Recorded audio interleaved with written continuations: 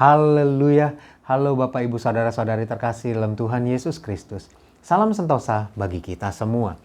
Bilangan 22 ayat 18 sampai 22 saya bacakan.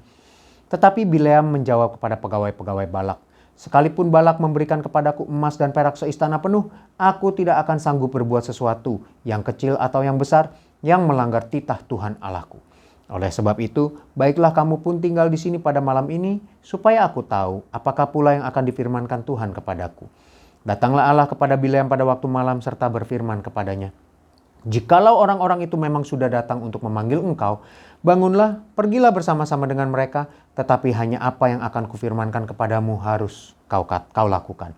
Lalu bangunlah Bileam pada waktu pagi, dipelenainya keledainya yang betina dan pergi bersama-sama dengan pemuka-pemuka Moab.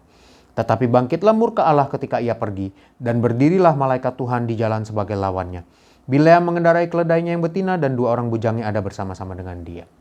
Bapak, Ibu, Saudara-saudari, ini adalah cerita yang tidak asing tentang Bileam yang berbicara dengan keledai yang dapat berbicara. Cerita ini dilatar belakangi oleh Balak, Raja Moab, yang minta Bileam untuk mengutuki orang Israel. Waktu pegawai-pegawai Balak Raja Moab datang pertama kali, Tuhan sudah bilang kepada Bileam, "Jangan kutuki orang Israel." Tolak permintaan pegawai Balak Raja Moab.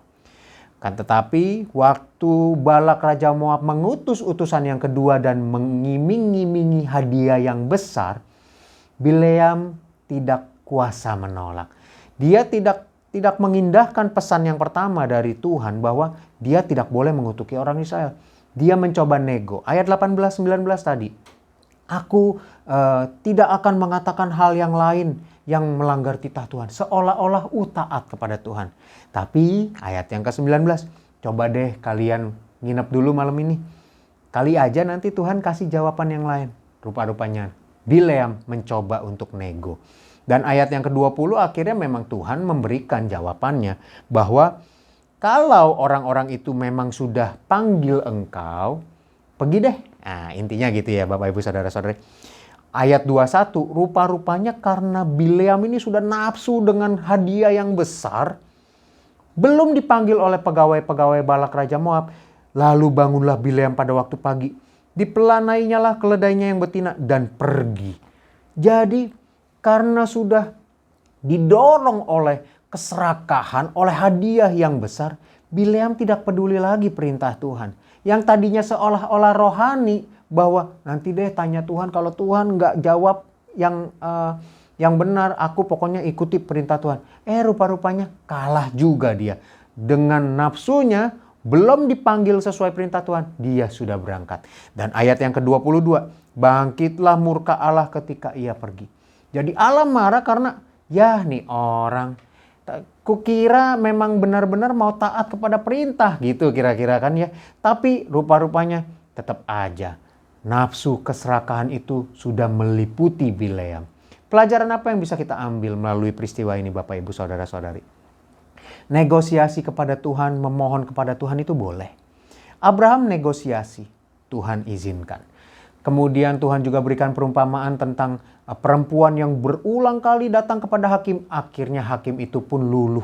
Nah, itu perumpamaan-perumpamaan itu memberikan keterangan bahwa kita boleh kok memohon kepada Tuhan. Akan tetapi, motivasi kita memohon kepada Tuhan itu apa? Itu yang menjadi catatan penting untuk kita perhatikan. Kalau memang didorong oleh hawa nafsu, oleh keserakahan, oleh hal-hal yang dosa, sebaiknya kita segera mengurungkan niat itu Bapak Ibu Saudara-saudari. Dan tetapi kalau negosiasi itu untuk mendatangkan berkat bagi orang lain, untuk memuliakan nama Tuhan, untuk sesuatu yang kemudian menjadi kesaksian hidup bagi kita, tidak apa-apa untuk negosiasi. Jadi Bapak Ibu Saudara-saudari, mari kita mawas diri. Perhatikan apa yang kita doakan, apa yang kita negosiasikan kepada Tuhan. Kalau memang doa kita gunakan untuk sesuatu yang memuliakan Tuhan, tidak ada masalah. Menjadi kesaksian memberkati banyak orang. Tuhan tolong kita semua. Mari kita berdoa. Haleluya Tuhan Yesus. Terima kasih Tuhan untuk firman-Mu. Pelajaran dari Bileam Tuhan menegaskan kepada kami supaya kami punya motivasi yang benar dalam berdoa, dalam menegosiasikan segala sesuatu yang kepadamu Tuhan. Supaya kami bisa tetap konsisten Tuhan, bahwa semuanya untuk memuliakan namamu Tuhan, semuanya untuk menjadi berkat dan menjadi kesaksian nama Tuhan saja yang dimuliakan. Terima kasih Tuhan, dan hamba berdoa hari ini Tuhan, untuk umat-umatmu, jemaat-jemaatmu, mereka akan melaksanakan segala aktivitas mereka Tuhan.